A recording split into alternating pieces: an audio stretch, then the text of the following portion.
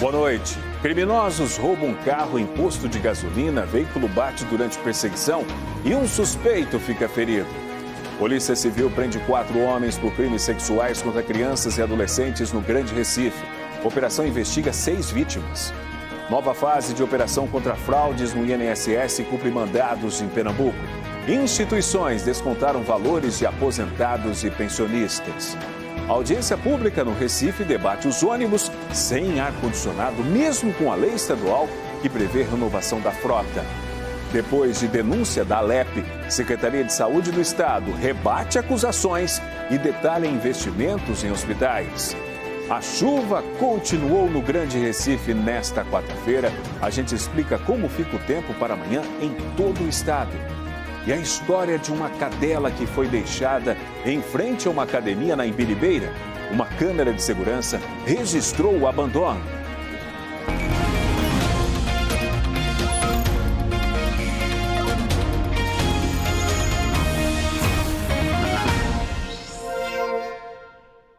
Um roubo de carro em um posto de combustíveis terminou em perseguição policial, acidente e prisão em Jaboatão dos Guararapes.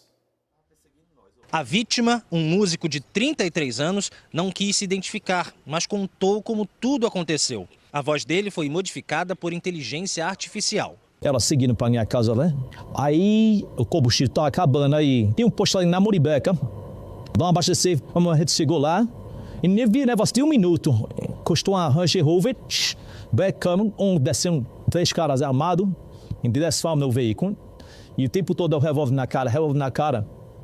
Eu disse, leve, não leve tudo, tem nada não. O caso foi na estrada da Muribeca, em Jaboatão. De acordo com a polícia, ainda havia um 4º assaltante. Eles fugiram e foram perseguidos por 2 policiais que estavam à paisana no posto. Durante a fuga, os assaltantes bateram com um carro branco roubado em um poste na frente da UPA de Jaboatão Velho. Um dos assaltantes foi preso. Ele é Pedro José do Nascimento, de 21 anos. Os outros 3 conseguiram fugir. Um trauma que eu nunca passei na minha vida, né? A vida enriscada e o tipo todo, uma arma na placa. Cara, a gente não sabe como é que pode acontecer. Era eu desse primeiro da papai de só por estar aqui. Conta uma vida, meu irmão. O carro branco, ainda com as marcas da batida, foi recuperado e trazido aqui para a garagem da 6ª Delegacia de Prazeres, em Jaboatão. E ainda de acordo com a polícia, os assaltantes abordaram o motorista dirigindo um outro veículo, que também foi roubado horas antes. Esse vídeo de uma câmera de segurança mostra 2 homens usando capacetes abordando uma família que estava nessa caminhonete na Avenida Visconde de Jequitinhonha, em Boa Viagem, na zona sul do Recife. Um dos assaltantes estava armado. Era por volta das 10h30 da noite. A caminhonete foi encontrada ainda na madrugada em uma área de mata em Jaboatão. Alguns instrumentos musicais também foram recuperados. 4 homens foram presos, acusados de crimes sexuais contra crianças e adolescentes no Recife e no Cabo de Santo Agostinho. A operação investiga 6 vítimas entre 10 e 13 anos. Os crimes vão de estupro de vulnerável à produção de conteúdo de abuso infantil. 4 mandados de prisão preventiva e 2 mandados de busca domiciliar foram cumpridos nesta quarta-feira. Eu estou ao lado da doutora Stephanie Almeida, que é delegada responsável por essa investigação. Doutora, são 5 casos diferentes, eles têm relação entre si? Isso, na data de hoje, né, nós demos cumprimentos aí a 4 mandados de prisão preventiva e 2 mandados de busca e apreensão domiciliar. São casos independentes, né, de procedimentos autônomos que não possuem relação entre si, a não ser pelo modus operandi, né, de algum desses investigados. Explica pra gente. Isso, são 3 casos, né, envolvendo estupro de vulnerável, de vítimas aí envolvendo um contexto de violência doméstica e familiar, né, perpetrados por parentes e pessoas próximas a vítimas, e 2 casos envolvendo a produção de pornografia infantil realizada através de aparelhos telefônicos. São 6 vítimas, né? A senhora falou que 3 eram pessoas próximas. Nos outros 2 casos, quando a gente fala dos inquéritos sobre produção de pornografia infantil, essas pessoas também eram conhecidas dessas vítimas? Em um deles, sim, era uma pessoa conhecida da vítima e no outro não. Foi um aliciamento feito através da internet, em que, após ganhar aí a confiança da vítima, essa vítima realizava vídeos, né, de conteúdo pornográfico infantil e enviava para o investigado. Qual a idade dessas vítimas? Essas vítimas têm entre 10 e 13 anos, são todas menores de 14 anos. Como foi que a polícia conseguiu identificar esses criminosos? As investigações têm como ponto de partida, né, o próprio registro do boletim de ocorrência na Delegacia de Crimes contra a Criança e Adolescente, que fica ali no bairro da Madalena, e a partir da notificação desses delitos, as investigações se iniciaram. O que é que a gente pode falar para os responsáveis? Isso, hoje nosso principal alerta para os responsáveis na delegacia é manter o diálogo com as suas crianças, com seus adolescentes, né? Para não perder a confiança, para dar credibilidade à palavra da vítima, porque muitas vezes esses crimes eles acontecem na clandestinidade, seja na clandestinidade do ambiente ou seja na clandestinidade do ambiente virtual. E alertar sempre, né, que os menores de 16 anos precisam ter acesso a essa rede social, sempre vinculada à conta do responsável e sob constante monitoramento. Qualquer pessoa pode denunciar, doutora? Qualquer pessoa pode denunciar. De que forma? Ou através da delegacia ou através também do Disque 100. Certo, muito obrigada, doutora Stephanie Almeida. A gente volta ao estúdio. E hoje teve mais uma fase da operação da Polícia Federal e da Controladoria Geral da União, que investiga fraudes no INSS. Os alvos estão ligados a instituições que fizeram descontos indevidos de aposentados e pensionistas. Agentes da Polícia Federal cumpriram 31 mandados de busca e apreensão no Distrito Federal, em São Paulo, em Pernambuco e na Paraíba. 8 investigados serão monitorados por tornozeleira eletrônica. 2 carros foram apreendidos. Aqui em Pernambuco, os agentes encontraram dinheiro vivo escondido em sacolas plásticas dentro de uma mala na casa de um funcionário do INSS. Nesta etapa, a operação sem desconto apura o envolvimento de novas associações que fizeram descontos indevidos de aposentados e pensionistas. As investigações descobriram a existência de 3 núcleos. Um deles funcionava em Garanhuns, no agreste do estado, e envolvia servidores e ex-servidores do INSS. Um dos investigados é Rogério Soares de Souza, ex-diretor e ex-superintendente do INSS no Nordeste. As investigações apontam que Rogério seria ligado à Abapem, entidade que teria recebido mais de 70 milhões de reais em descontos em 2024. Ao menos 24 milhões de reais foram repassados para empresas de Antônio Carlos Camilo Antunes, o careca do INSS, preso desde setembro do ano passado e apontado como um dos principais operadores do esquema de corrupção. Everaldo Felício de Macedo Júnior, ex-gerente executivo do INSS em Garanhuns, também é investigado. De acordo com a PF, podem responder por crimes como organização criminosa, estelionato previdenciário, ocultação de patrimônio e crimes contra a administração pública. E a Justiça decidiu que o delegado Luiz Alberto Braga de Queiroz, réu por tentativa de homicídio, vai a júri popular. A notícia está aqui no G1, você confere apontando a câmera do seu celular para o QR Code que está na tela. O delegado é réu após atirar contra o ambulante Emanuel Apori, em Fernando de Noronha. Esse caso você acompanhou com a gente, aconteceu em maio de 2025, durante um evento no Forte dos Remédios. Emanuel foi atingido por um disparo e precisou amputar a perna. Segundo a investigação, o delegado teria atirado por ciúmes da namorada. Na decisão, o juiz autorizou o retorno do delegado ao trabalho, mas apenas em funções administrativas internas da Secretaria de Defesa Social. Ele segue proibido de atuar em campo e portar arma. A defesa informou que vai recorrer, alegando legítima defesa e questionando a condução do processo. O julgamento ainda não tem data marcada. Outros detalhes, vai lá no G1. Uma audiência pública na Câmara de Vereadores do Recife questionou hoje a falta de ar-condicionado e de renovação da frota de ônibus na região metropolitana.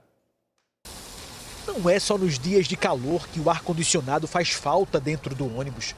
O desconforto virou rotina de quem depende do transporte público.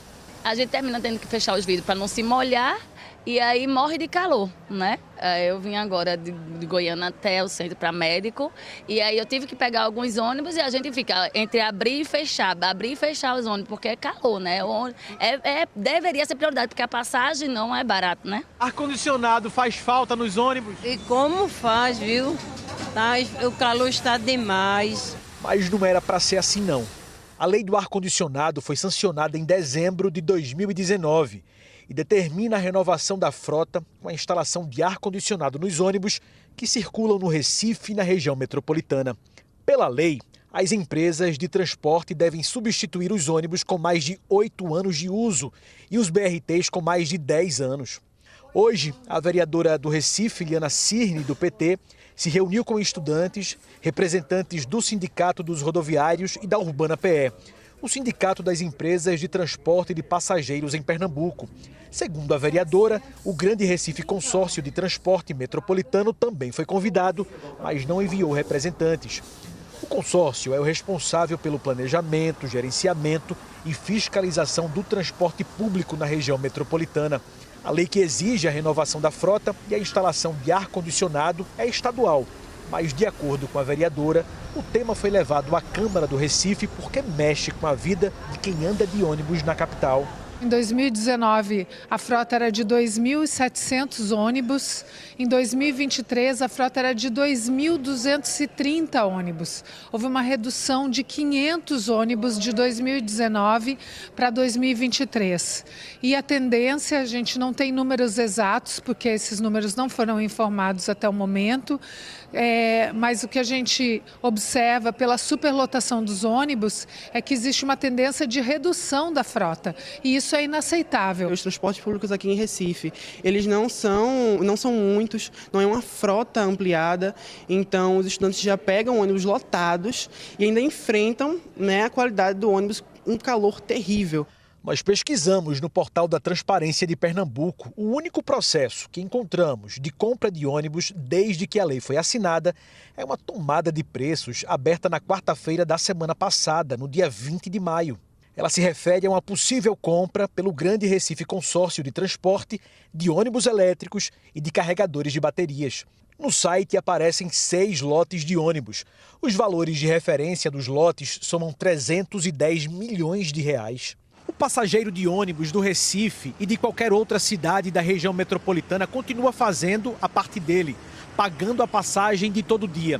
Mas quem precisa do ônibus sabe que não é fácil. Muita falta. A pessoa vai no ônibus lotado, dia de chuva, tudo fechado, derretendo dentro, horário de pico. É simplesmente insuportável. O Grande Recife Consórcio disse que desde janeiro circulam 80 veículos novos com ar-condicionado. Informou ainda que há previsão de 150 ônibus novos e refrigerados até o fim do ano. E que a licitação de 300 milhões de reais é para comprar 100 novos ônibus elétricos. A estrada que corta o bairro do Passarinho, em Olinda, enfim começou a ser recuperada. Acompanhe na reportagem. A cena se repete ao longo de toda a estrada do Passarinho. Motoristas tentando desviar dos buracos e pedestres procurando um jeito mais seguro de passar. Na via que liga Recife e Olinda, o desgaste do asfalto virou parte do cenário. Os problemas na estrada não são novos. Desde o ano passado, moradores cobram uma solução definitiva para a via, que fica ainda pior nos dias de chuva. Como é que é passar por aqui todo dia? É uma aventura, amigo. É uma aventura. E carro que se quebra aqui direto, ônibus, é dificuldade de ônibus também. É complicado vir aqui. No começo desse ano, o governo do estado anunciou uma obra de requalificação completa no local. O projeto inclui drenagem, novo asfalto e sinalização em um trecho de quase 2 quilômetros.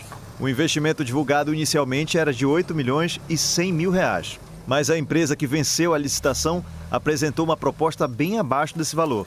5 milhões e 600 mil reais.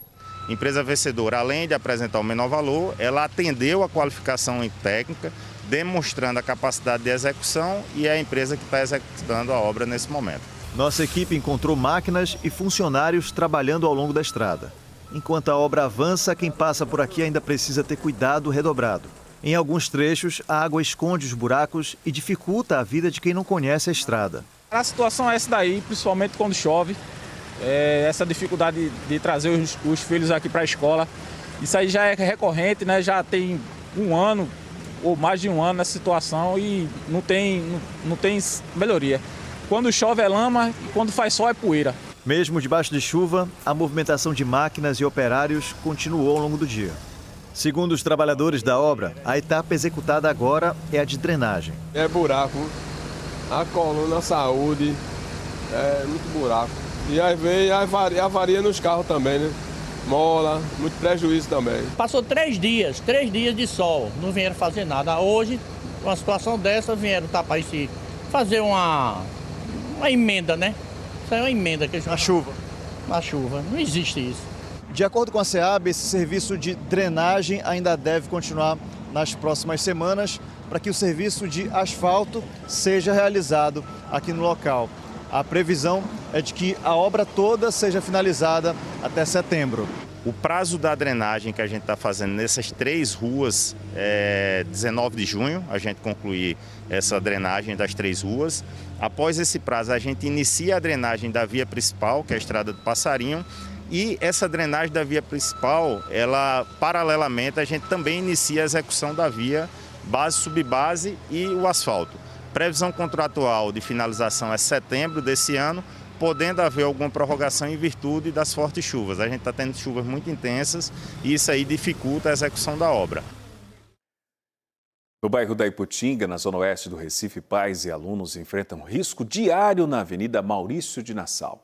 Falta sinalização de pedestres perto de 2 escolas.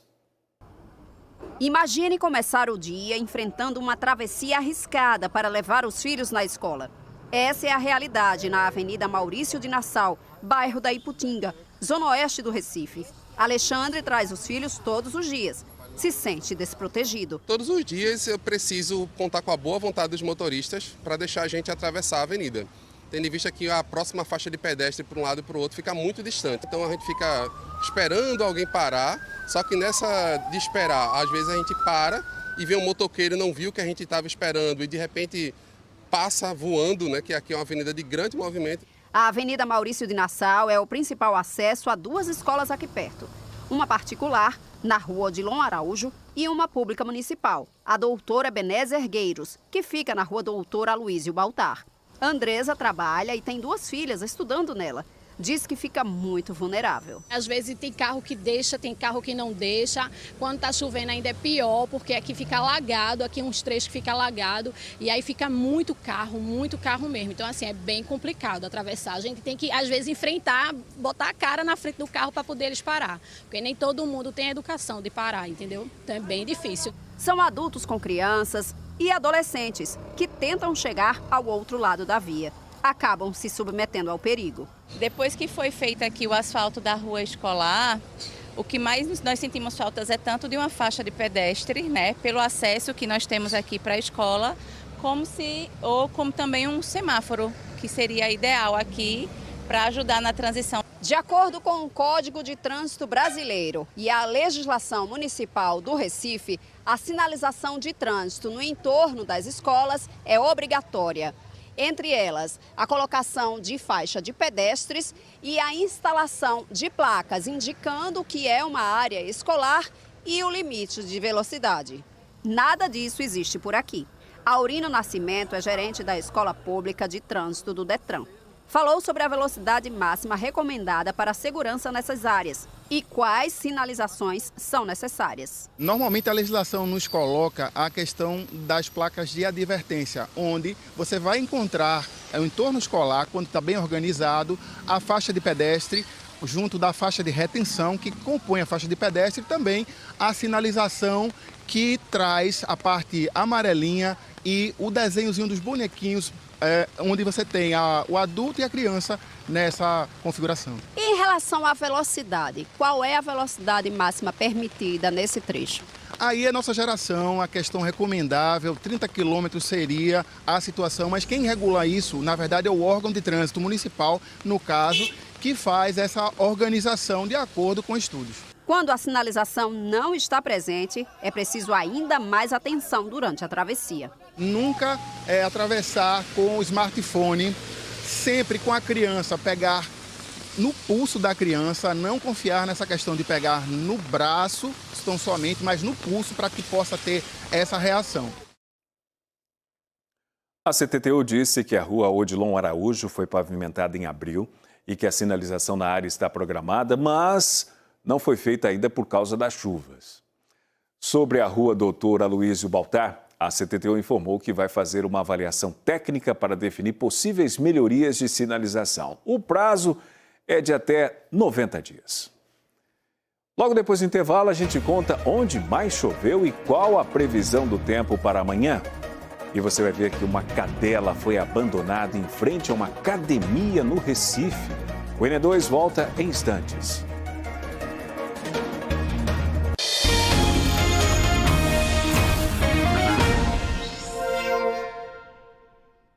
N2 de volta com uma imagem triste que a gente postou há pouco no nosso Instagram, o @n2.globo. Uma câmera de segurança registrou o momento em que o homem abandonou uma cadela em frente a uma academia de crossfit no Recife. O caso aconteceu hoje de madrugada no bairro da Imbiribeira. Nas imagens é possível ver o momento em que o homem chega com o animal na coleira e amarra a cadela numa grade. Ao perceber que ficou abandonada, a cachorra ainda tenta morder a guia na tentativa de se soltar. Funcionários e alunos da academia se mobilizaram para ajudar o animal e também chamaram ativistas da causa animal. Eles deram a cachorro o nome de Lua. A Delegacia de Polícia do Meio Ambiente investiga o crime de maus tratos e tenta localizar o homem que aparece nas imagens. E a gente fica na torcida para que Lua encontre um novo lar e muito amor. O governo de Pernambuco apresentou dados que apontam aumento dos investimentos na área da saúde, chegando a 11 bilhões de reais no ano passado. As informações foram repassadas hoje, um dia depois que a Comissão de Saúde da Assembleia Legislativa fez críticas à gestão. A secretária de Saúde do Estado, Zilda Cavalcante, e 3 secretários executivos da pasta reuniram a imprensa para apresentar dados sobre os investimentos e as principais ações que têm sido feitas na área de saúde em Pernambuco. Por quase 1 hora, foram apresentados slides, fotos, mapas, gráficos e números para mostrar que nunca se investiu tanto como agora. Foi uma resposta aos deputados da oposição que apresentaram ontem uma série de denúncias com base em fiscalizações feitas pela Comissão de Saúde da Assembleia Legislativa.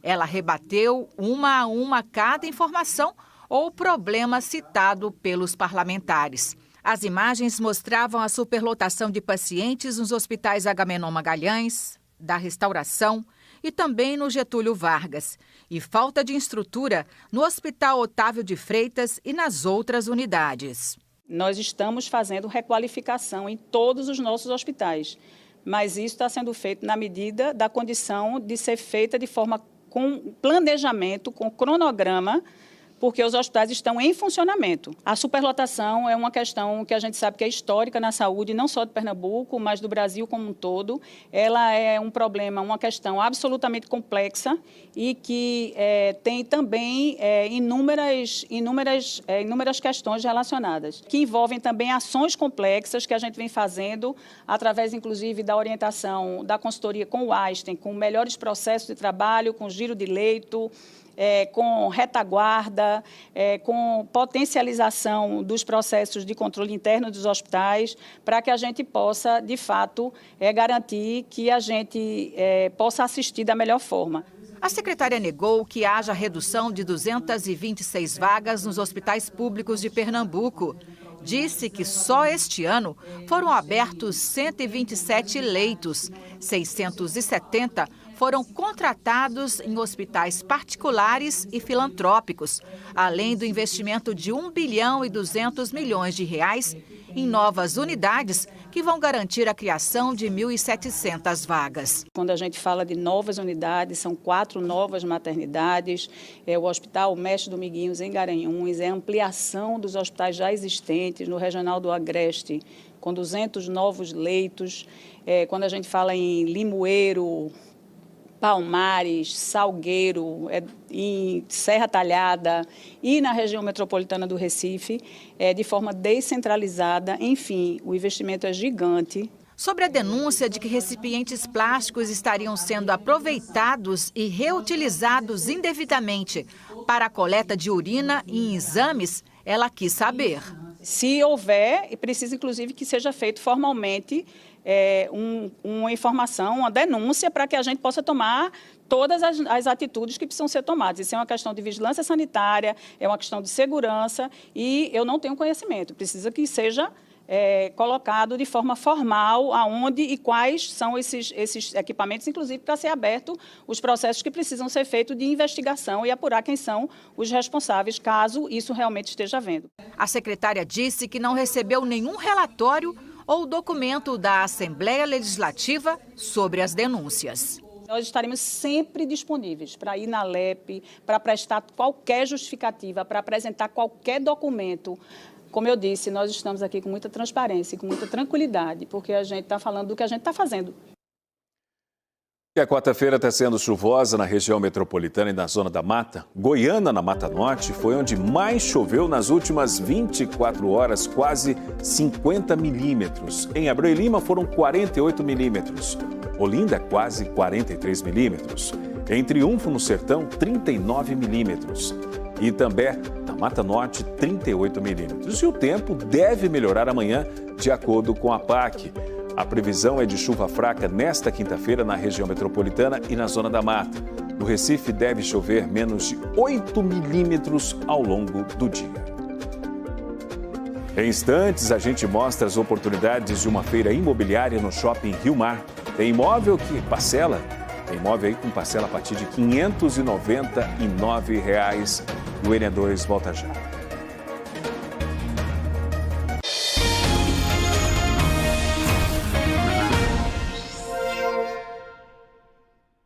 O centro do Recife vai ter mais de 1.000 imóveis de habitação social sob gestão privada. Essa notícia está no G1. Você confere apontando a câmera do seu celular para o QR Code que está aqui na tela.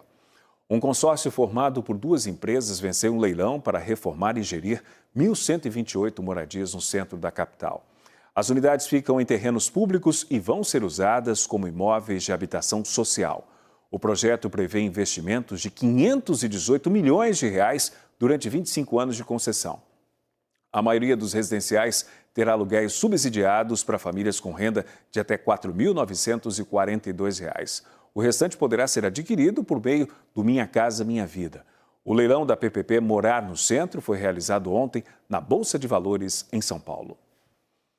Agora, o assunto é para quem está pensando em adquirir a sonhada casa própria. Começou hoje uma feira imobiliária no Shopping Rio Mar. A repórter Lilian Oliveira mostra ao vivo as oportunidades e também as condições. Lilian, boa noite para você. Oi, Márcio, muito boa noite para você e para quem está assistindo. Essa feira vai até o dia 31 de maio aqui no Shopping Rio Mar. São 6 construtoras. Vou falar com Moisés Aguiar, que é um dos diretores da feira, para falar um pouquinho dessas condições também, condições especiais, né, Moisés? Boa noite. Boa noite, caro amigo pernambucano, caro cliente. Estamos aqui com 6 construtoras, as maiores construtoras do mercado, com condições exclusivas e especiais, com parcelas para você comprar o seu imóvel a partir de R$ 599 e imóveis a partir de R$ 144 mil. Você cliente, você investidor, temos imóveis em toda a região metropolitana, a gente tem também investimento no litoral para o nosso cliente, então a oportunidade é real e exclusiva e você vai encontrar na Arena Sólida. Moisés, o bacana é que aqui, essa é a 3ª edição da feira, as outras 2 foram de forma online, né? Então aqui o cliente ele tem esse contato direto com a construtora, já pode negociar ali direto também. Perfeito, aqui a gente fez um feirão para receber você, atender você perfeitamente, onde você vai encontrar condições exclusivas, uma oportunidade real de compra e também você consegue ser muito bem atendido em um atendimento personalizado, onde a gente vai lhe ouvir, entender o seu perfil e você com toda certeza vai sair com o seu imóvel próprio. Só para reforçar, parcelas a partir de quanto? Parcelas a partir de R$ 599 e a gente faz a sua aprovação aqui na hora, pelo banco, financiamento aqui aprovado e você vai ter essa condição exclusiva. Moisés, muito obrigada, viu, pela participação, pelas informações. Márcio, volto contigo. Obrigado, Lilian. E agora a gente vai ao vivo para o Cais de Santa Rita. Tem formatura esta noite de 75 iniciativas sociais e o repórter Juliano Roque mostra ao vivo. Oi, Juliano, boa noite para você.